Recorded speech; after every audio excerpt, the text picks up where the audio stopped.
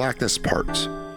He, the knighted stable boy, is prone, looking up at the sky. A red sky streaked with gray smoke. No sun. No moon.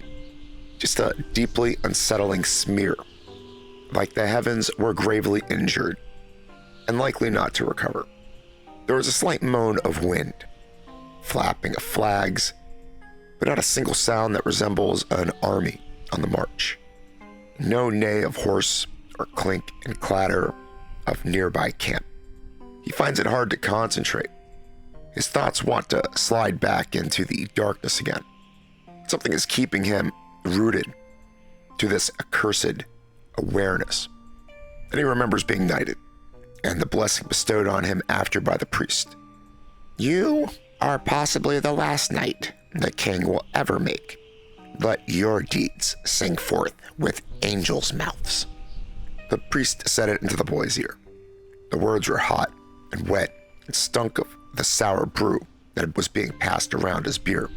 He tried to pull away and succeeded when the rotund, much older man let go. King bid them all a good night, and once again, through the tent flap, they all went.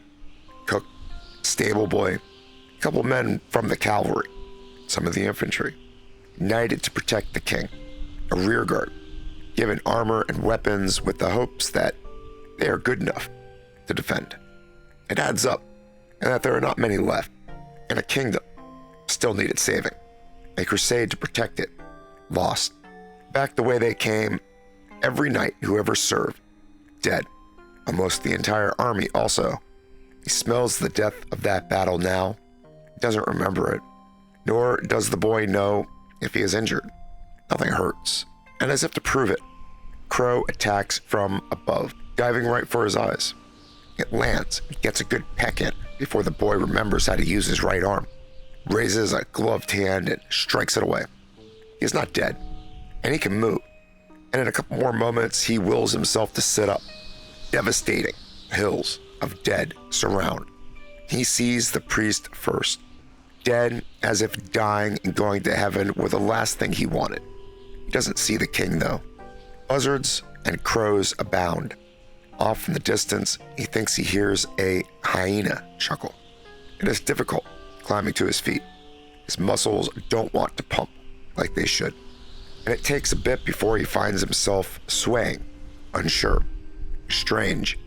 He realizes after a moment, one of his eyes is still looking up at the sky, glances down and near his left foot is that eye.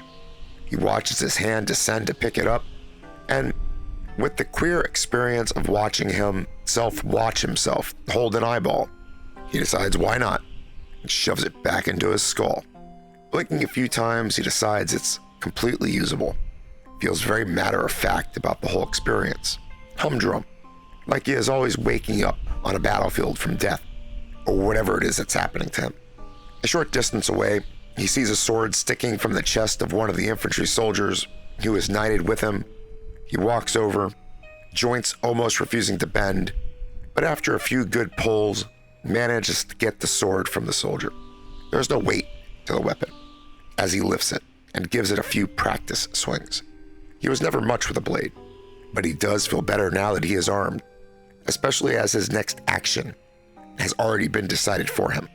His feet lift, and he begins to follow the torn up ground left by the victorious military as they make their way to the now, probably, kingless kingdom. He is not sure what he thinks he's going to do, or what will happen when he gets there, but he certainly hopes someone is still alive and willing to help him take off this godforsaken armor.